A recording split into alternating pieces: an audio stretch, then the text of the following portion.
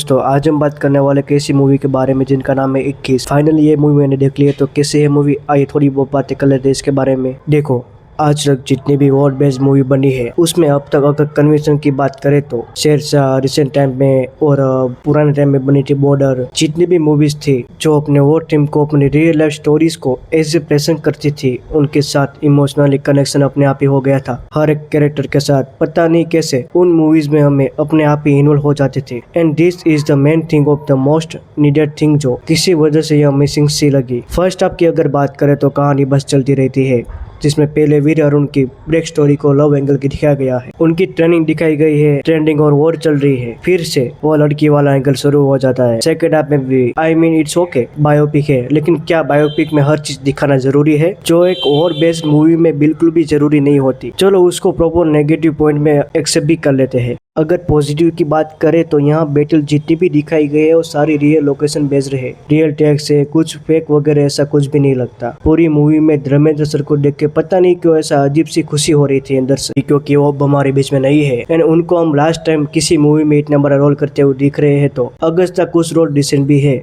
लेकिन यह movie war से हटकर एक अलग टेक पर रखने की कोशिश की गई है। इंडिया पाकिस्तान का भाईचारा कैसे दिखाया गया है भाई, वाई आई नो अगेन ये एक बुक बेस्ड मूवी है। 1971 में यह सारी चीजें हुई भी होगी, लेकिन अपने आप सोल्जर को हीरो दिखाओ ना, उसका स्ट्रगल दिखाओ, उसकी बहादुरी दिखाओ। और मूवी का मेन बेस्ट यही होना ही चाहिए था। मूवी का नाम 21 है, जहाँ वीर अरुण क्षेत्रपाल 21 वर्ष की उम्र में वो शहीद हो गए थे। तो वो जो टेक बैटल था अगर उस पर ज्यादा फोकस किया होता तो यह मूवी हम अलग नजरिए से देखते, लेकिन भाईचारा दिखाने की कोशिश में एंड एक मैसेज देने की कोशिश में बस यह एक ऐसी मूवी बन गई है जहाँ नो डाउट वीरता तो दिखाई गई है, लेकिन वो एंगल भी दिख रहा है इसकी शायद जरूरत भी नहीं थी। इस मूवी के लिए एक्साइटेड भी था क्योंकि कई चीजें उसमें मेन थी, एक तो धर्मेंद्र सर और दूसरे Shri Ram Raghavan, but I think यह उनका जोन नहीं है। वॉर एंड ड्रामा देखो मसाला मूवीज की तरह एक्शन एंड आइटम सॉन्ग्स वगैरह की जरूरत भी नहीं है और है भी नहीं, वो अच्छी बात है, पर एक सोल्जर लाइफ को दिखाने में कन्विंसिंग चाहिए था, बस वो मिसिंग लगा मुझे। मेरे यहाँ तो बीच में लोग खड़े उठकर चले गए और शायद अमुक लोग तो मोबाइल में घुस के बैठे थे। फिर मुझे समझ में आ गया कि भाई ये मूवी हर किसी के लिए नहीं है और ना वैसी बनी है। देखो 3 मेन पॉजिटिव है, एक धर्मेंद्र सर,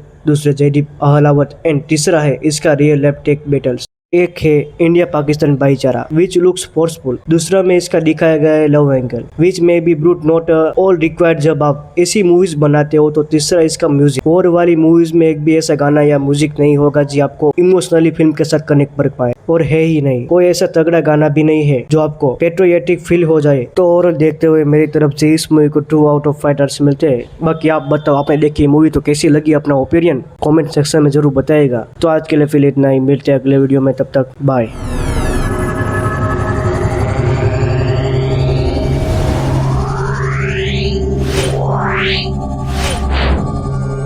Yeah.